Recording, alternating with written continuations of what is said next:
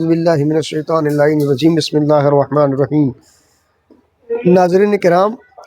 ہم فقہ جعفری کے اعتبار سے، شیعہ فقہ کے اعتبار سے وضو کی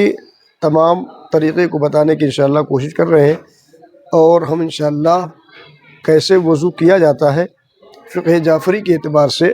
ہم اسے بالترتیب انشاءاللہ طریقہ جو کتابوں میں لکھا ہوا ہے اسے انشاءاللہ کر کے ہم آپ حضرات کے سامنے پیش کرتے ہیں۔ لہذا آپ حضرات ہمارے لیے بالخصوص اس طریقے کو دیکھیے کہ کیسے جو ہے فقہ جعفری میں ہم واجب وضو کو مثلا کرتے ہیں آتے ہیں۔ وضو میں بہت ساری دعائیں ہیں، لیکن ہم بہرحال ان مستحبات کی جو دعائیں ہیں انہیں ہم چھوڑتے ہوئے صرف ہم ان چیزوں کو کور کریں گے انشاءاللہ کہ جو وضو میں دھونے کے اعتبار سے ضروری ہے اور واجب ہے۔ لہذا ہم دعاؤں کو چھوڑ رہے ہیں، صرف وہ چیزیں دکھا رہے ہیں، وہ چیزیں بتائیں گے کہ جو وضو کرتے وقت ہمارے لیے ضروری ہے کہ ہم اس کا خیال رکھیں۔ سب سے پہلی چیز ہے کہ انسان جب وضو کرنے کے لیے بیٹھے تو اس کے لیے ضروری ہے کہ وہ اس جگہ بیٹھے کہ جہاں وضو کرنا اس کے لیے مباح ہو، غصبی زمین نہ ہو اور پانی بھی اس کے لیے مباح ہو۔ تو ہم سب سے پہلے پانی دیکھتے ہیں، پانی بہرحال ہمارے سامنے ہے، اور ہم سب سے پہلے ہاتھوں کو دھوتے ہیں، جو ہمارے لیے سب سے پہلا امر ہے وضو میں کہ سب سے پہلے ہم ہاتھوں کو دھوئیں گے، اور اچھی طرح سے یہ جو گٹا ہوتا ہے یہاں تک ہم اپنے ہاتھوں کو دھوئیں گے، تاکہ ہمارے لیے کوئی ایسا شک باقی نہ رہے کہ جس سے ایسا لگ رہا ہو کہ وضو میں پانی ہمارے ہاتھوں تک مثلا نہیں پہنچا۔ اس لیے سب سے پہلے ہم اپنے ہاتھوں کو گٹے تک اچھی طرح سے دھو لیتے ہیں۔ اب اس کے بعد دوسرا کام ہمارا یہ ہے کہ ہم وضو میں مستحب جو چیزیں ہیں وہ انشاءاللہ انجام دیتے ہیں۔ تو ہاتھ دھونے کے بعد ہمارے لیے ضروری ہے کہ ہم پہلے 3 مرتبہ پانی کو منہ میں ڈال کر کلی کریں گے۔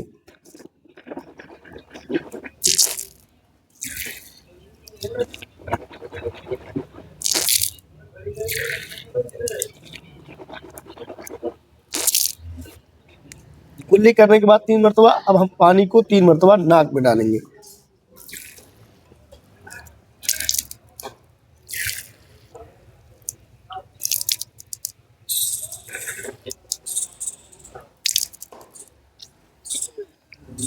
یہ ہمارا مستحب کا عمل ہو گیا، جو پہلے کلی کرنا ہے اور اس کے بعد 3 مرتبہ پانی ناک میں ڈالنا ہے۔ اب اس کے بعد ہم خاص طور سے چہرے کو دھونے کے لیے جو ہمارے لیے جس اعتبار سے ضروری ہوتا ہے، اسے اگر ہم واجب نماز کے لیے کر رہے ہیں تو نیت ہماری واجب ہوگی کہ مثلا ہم وضو واجب یعنی واجب وضو کرتے ہیں، واجب قربۃ اللہ۔ اور اگر ہم ایسے ہی صرف وضو کرتے ہیں تو ہمارے لیے زبان سے اس کو ظاہر کرنا ضروری نہیں ہے، بلکہ دل میں ہماری نیت رہے گی کہ مثلا ہم وضو کرتے ہیں قربۃ اللہ۔ اگر ہم صرف وضو کرتے ہیں، اگر ہم نماز کے لیے کرتے ہیں تو اس کے لیے ہم نیت کریں گے وضو کرتا ہوں واجب قربۃ اللہ۔ پانی ہاتھ میں لیں گے، اور اس کے بعد یہ پانی صرف ہم کو بال کے اگنے کی جگہ سے لے کر ٹھڈی تک لے کر آنا ہے، اور یہ ہماری واجب کی جگہ ہے، یہاں سے لے کر بال کے اگنے کی جگہ سے ٹھڈی تک۔ اور چوڑائی میں ہمارے یہاں یہ ہے کہ ہم لوگ پانی کو پورا 20 انگلی اور انگوٹھے کے درمیان جتنی جگہ آ جاتی ہے وہاں تک ہم کو پہنچانا ہے۔ لہذا میں کر کے دکھاتا ہوں۔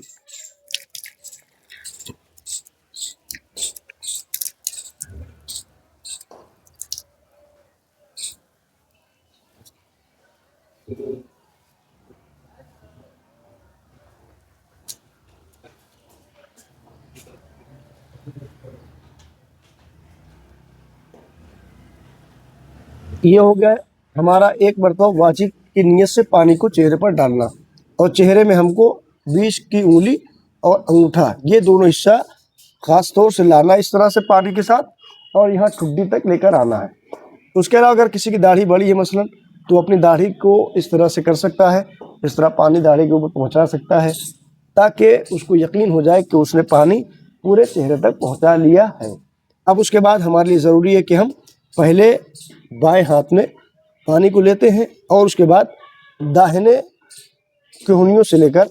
ہم ہاتھ کے انگلیوں کے سرے تک دھوئیں گے۔ لہذا اس کے لیے میں طریقہ بتاتا ہوں۔ اور ہاتھ یہاں تک لا کے پانی یہاں سے میں پانی لگانا ہے۔ اگر ہم سے ایک مرتبہ پانی نہیں پہنچ سکتا ہے تو ہم لوگ 2 مرتبہ بھی پانی ڈال سکتے ہیں جو کہ مستحب ہے۔ یہاں سے لے کر پورا یہاں تک پانی لائیں گے اور اس طرح سے پورا دونوں طرف سے ہاتھ کو کرتے ہوئے نیچے تک لے کر جائیں گے۔ ہاں، ہمارے لیے ضروری یہ ہے کہ مرد کے لیے ضروری یہ ہے کہ مرد ہمیشہ پانی جو ہے وہ اوپر سے ڈالے گا وضو میں اور یہاں سے لے کر نیچے تک آئے گا۔ عورتوں کے لیے ضروری یہ ہے کہ عورت ہمیشہ پانی لے کر یہاں سے ڈالے گی، یعنی کہ ادھر سے سیدھا ہاتھ کہتے ہیں کہ ادھر سے ڈال کر سیدھے لے کے جائے گی۔ عورت کے لیے ادھر ڈالنا ہے، مرد کے لیے یہاں پر پانی ڈالنا ہے اور یہاں سے سیدھا پانی ڈال کر ہم نیچے تک لے کر جائیں گے اور اس طریقے سے کرتے رہیں گے۔ اور کبھی بھی ہمیں ایسا نہیں کرنا ہے کہ ہم نے پانی جب اس طرح ڈال دیا تو ہم اس طرح سے اوپر لائیں، ایسے کبھی نہیں کرنا۔ اگر کسی نے ایسے اوپر لا کے پانی کیا تو اس کا وضو باطل ہو جائے گا اور یہ ہمارے طریقے میں غلط طریقہ ہے۔ لہذا ہم کو جب بھی پانی ڈالیں گے، ایک مرتبہ اگر ہم پہنچا سکتے ہیں ایک مرتبہ پانی تو ایک مرتبہ پہنچائیں گے۔ اگر ہم 2 مرتبہ پانی پہنچا سکتے ہیں کہ ہمارا پورا ہاتھ بھیگ جائے گا تو ہم 2 مرتبہ پانی ڈالیں گے اور یہی طریقہ رہے گا ہر مرتبہ میں۔ یہاں سے پانی ڈالیں گے، سیدھے نیچے تک لے کر آئیں گے اور اس طریقے سے ہم پورا ہاتھ کر لیں گے تاکہ پانی ہر طرف پہنچ جائے۔ اس کے بعد پھر اب ہم بائیں بازو کو دھوئیں گے اور اس میں پانی اس طریقے سے لیں گے،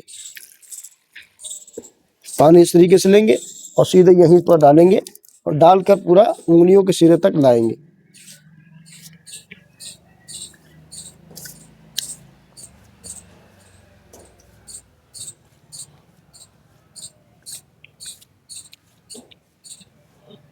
بالکل وہی چیز مرد کے لیے ضروری جو میں نے پہلے بازو کے بارے میں بتایا، دوسرے بازو میں بھی وہی چیز خیال رکھنا ہے کہ مرد ہمیشہ یہیں سے پانی ڈالے گا پیچھے سے، یعنی کہ پشت کے اوپر سے ڈالے گا، اور عورت ہمیشہ آگے سے پانی ڈالے گی اور نیچے تک لے کر آئے گی تاکہ اس کو کوئی دقت نہ ہو، اور یہ ضروری ہے عورت کے لیے۔ عورت کے لیے یہی حکم ہے، مرد کے لیے یہاں پر پانی ڈالنے کا حکم ہے اور اس طریقے سے پانی لا کر پورے ہاتھوں تک پہنچائے گا، اور چاہے 2 مرتبہ پہنچائے اس طرح، چاہے 3 مرتبہ، یعنی یہ اس طرح ہاتھ پھیرنا اس کے لیے کوئی دقت نہیں ہے، چاہے 10 بار بھی آپ ہاتھ پھیر سکتے ہیں جب تک کہ آپ کو یقین نہ ہو جائے کہ پانی پورا پہنچ چکا ہے۔ لہذا اس طرح سے آپ ہاتھ پھیرتے رہیں گے اور انگلیوں کے سرے تک اس طرح سے کرتے رہیں گے۔ کبھی بھی ایسا نہیں کرنا ہے کہ اوپر لے کے آئیے، اوپر کبھی بھی اگر آپ کریں گے چاہے الٹے چاہے سیدھے میں، آپ کا وضو باطل ہو جائے گا۔ اب اس کے بعد ہم بتاتے ہیں کہ مسح کیسے کرنا۔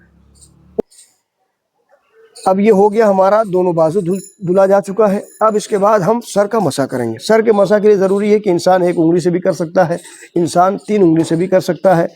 یعنی یہی جو انگلی کی پشت ہوتی ہے، یہ پشت ہے، یہ آگے کا حصہ ہے، تو یہ آگے کے حصے سے کرے گا، چاہے یہ پورے پنجے سے آپ کر لیں اس طرح سے، چاہے 1 انگلی سے کر لیں، چاہے 3 انگلیوں سے کر لیں، ہر اعتبار سے ہمارا مسح صحیح ہو جائے گا۔ تو شیعہ فقہ کے اعتبار سے جو سر کا مسح ہوتا ہے اس کا حکم یہ ہے کہ انسان بال کے سر کے بالکل اگلے حصے پر مسح کرے گا، یہاں سے کرے گا اور یہاں تک آئے گا جہاں سے بال ہمارا اگتا ہے، یہاں تک آئے گا۔ اگر کسی کا بال بڑا ہے تو اس کے لیے حکم یہ ہے کہ وہ تھوڑا سا بال کو ہٹا لے گا تاکہ پانی ہمارے جلد تک پہنچ جائے۔ اگر بال چھوٹا ہے کسی کا تو اس کے لیے کوئی مسئلہ نہیں ہے، وہ آرام سے اپنی انگلی سے جہاں بیچ کا حصہ ہوتا ہے وہاں سے سیدھے جو ہے یہاں تک لے کر آ سکتا ہے۔ اور اگر کسی کا بال زیادہ بڑا ہے اور اس کی مانگ نکلی ہوئی ہے سائڈ میں تو یہ بھی ہے کہ وہ کنارے سائڈ کے حصے سے بھی مسح کر سکتا ہے۔ اور یہ میں نے بتایا کہ 1 انگلی سے بھی کر سکتا ہے اس طرح، 3 انگلی سے بھی کر سکتا ہے اور اس طرح سے بھی کر سکتا ہے، 4 انگلیوں سے بھی کر سکتا ہے۔ یہ ہمارے یہاں فقہ میں ہے، لہذا اس طرح سے مسح ہوگا اور یہ سر کا مسح اس طرح ہوگا۔ اس کے بعد پھر ہم ہاتھ کی جو تری بچی رہتی ہے اس تری سے ہم سب سے پہلے پیر سے جو ہے داہنے پیر پر ہم یہاں سے جو ہے پورے ہتھیلی کا، یعنی کہ یہاں سے لے کر یہاں تک اس ہتھیلی کا سیدھے جو ہے پہلے پیر پر یعنی داہنے پیر پر یہ جو انگلیوں کے سرے ہیں یہاں سے لے کر ہم پورا لے کر آئیں گے ہاتھ کو، اور اس طریقے سے یہاں ٹکنے تک لے کر آئیں گے، جو یہاں اوپر والا حصہ ہوتا ہے پیر کا یہاں تک لے کے آنا ہے، یہاں تک نہیں چڑھا دینا ہے نہ یہاں تک چھوڑ دینا ہے، بلکہ سیدھے یہاں تک آنا جو حصہ اٹھا ہوا ہوتا ہے سب کے پیروں میں، لہٰذا یہاں سے ہم لائیں گے سیدھے اور سیدھے اوپر یہاں تک لے کے آنا، یہ ہوگا ہمارے پیر کا داہنا حصہ، اس کا مسح۔ اس کے بعد پھر ہمارے بائیں پیر کے حصے کا مسح بھی ویسے ہی ہوگا جیسے ہم نے داہنے پیر کا کیا ہے، لہٰذا اس کا بھی یہاں سے اٹھائیں گے ہاتھ اور اس طریقے سے لے کر یہاں تک آئیں گے۔ اس کے بعد دوسری بات یہ ہے کہ ہمارے شیعہ فقہ کے اعتبار سے جو چیز ضروری ہے وہ یہ ہے، اور خیال رکھنا ضروری ہے کہ ہمارے یہاں پیر بعد میں دھلنا کوئی ضروری چیز نہیں ہے۔ اور اگر پہلے بھی آپ پیر دھلنا چاہیں تو پہلے بھی پیر دھل سکتے ہیں، لیکن اس کا کوئی ایسا حکم نہیں ہے کہ آپ پہلے پیر دھلیں یا بعد میں دھلیں، اس لیے کہ ہمارے یہاں اگر آپ کا پیر صاف ہے تو آپ پہلے بھی پیر بغیر دھلے وضو کر سکتے ہیں، بعد میں بھی اگر آپ کا پیر صاف ہے تو بعد میں بھی دھلنا ضروری نہیں ہے۔ ہاں، یہ ہمارے شیعہ فقہ میں ہے، ایسا کوئی مسئلہ نہیں ہے۔ لیکن اگر پیر آپ کا صاف ہے تو آپ پیروں کا مسح صرف کر سکتے ہیں اور اس کے بعد نماز کے لیے جا سکتے ہیں، نماز پڑھ سکتے ہیں۔ یہ ہے ہمارے وضو کا طریقہ۔ اور اس اگلا جو بھی قدم ہوگا وہ یہ ہوگا ہمارے لیے کہ ہم انشاءاللہ کوشش یہ کریں گے کہ وضو کے بعد اب تیمم کا طریقہ بتائیں گے کہ اگر انسان وضو نہ کر سکتا ہو تو وہ تیمم کیسے کرے گا وضو کے بدلے میں، انشاءاللہ اس چیز کو ہم آپ کے سامنے پیش فرمائیں گے۔ والسلام علیکم ورحمۃ اللہ وبرکاتہ۔